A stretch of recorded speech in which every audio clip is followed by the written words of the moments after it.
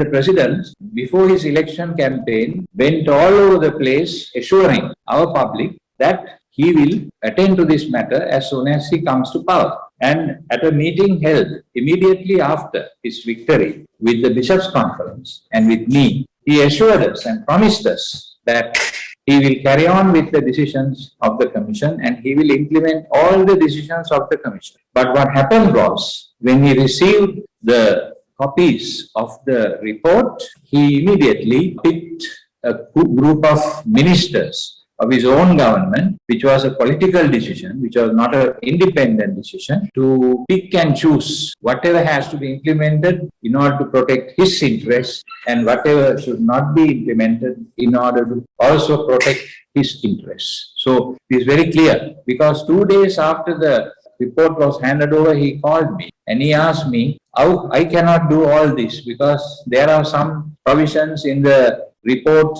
that if I implement, I will become unpopular and so. The government has not implemented most of the recommendations of this report. For the report has been a waste of time and a waste of hope to all of us. This commission report indicates that the Attorney General should ask the intelligence services to inquire into a whole series of suspicious grey areas. But nothing has been done, because we know from inside that it is only words that they mention. It's only a camouflage. The people who are expecting justice and to know the truth behind these attacks have been let down very badly by the present government and the present leadership. We are absolutely shocked and horrified about this attitude.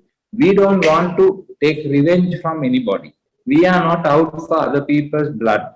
When the incidents happened, there was a serious possibility of riots in Sri Lanka. We did everything possible, the church, to prevent this. And we made repeated appeals. Along with Venerable Ittapane Dhammalankara Mahanayaka Thera, I repeatedly asked my people not to attack the Muslims. I protected the Muslims because we knew that this attack could not have been done by 7 or 8 extremist Muslims. There was something big behind. We want to know what is this big thing that happened behind this attack. Until we know that, we will not be satisfied, because what we will be doing will be trying to hide and hoodwink everybody on this matter. And we want the international community to back us in this struggle to find out what really happened on that Easter Sunday. Who really did it? Who made use of those characters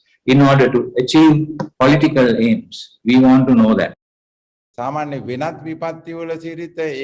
Generally, after an incident like this, the sorrow felt by the people reduces as the time goes by. But the sorrow in the hearts of the people regarding the Easter Sunday attack is more now, even 2 years after the attack, as the people feel that there is no justice being done to the victims of the attack. Therefore, the sorrow and shock that the people felt initially is higher now. So we request the government to find the truth behind this incident and enforce the law against these perpetrators.